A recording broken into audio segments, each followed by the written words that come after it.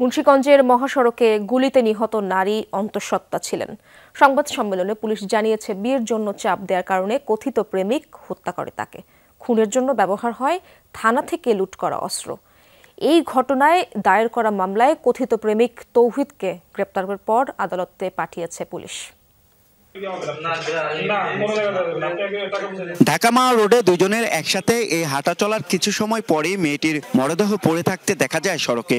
এক্সপ্রেসওয়েতে প্রথম খুনের ঘটনায় নড়েচড়ে বসে পুলিশ।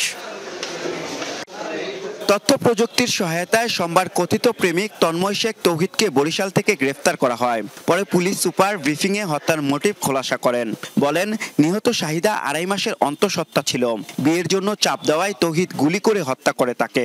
ছেলেটা তার যে স্বীকার করেছে আমাদের কাছে যে 2.5 মাস যাবৎ যে অন্তঃসত্ত্বা ছিল, তাকে বিয়ের জন্য চাপ দিচ্ছিল, সে বিয়ে করবে না অথবা পরে করবে, এই ধরনের ঘটনা বলতেছিল। তাই ছেলেটা এটা মেনে নিতে পারছিল না। পরবর্তীতে উত্তেজিত হয়ে এই মেয়েটাকে গুলি করে হত্যা করে। হত্যায় ব্যবহৃত পিস্তলটি উদ্ধার করা হয়েছে। আগ্নেয়াস্ত্রটি গত 5 আগস্ট ওয়ারী থানা থেকে লুট করা হয়েছিল। সেই অস্ত্রটা সে স্বীকার করেছে আমাদের কাছে। গত 5ই আগস্ট সে ওয়ারী থানা থেকে যে লুট হয়েছিল ওইটা থেকে সে সংগ্রহ করেছিল। ওয়ারী থানাকে আমরা জানিয়েছি, সে ওই মামলা ওয়ারী থানায় যে লুটপাটের অস্ত্র লুটপাট হয়েছে, মামলা হয়েছে, ওই মামলায় সে অ্যারেস্ট। স্বজনরা জানিয়েছেন, শাহিদা একটি ডে কেয়ার সেন্টারে চাকরি করত।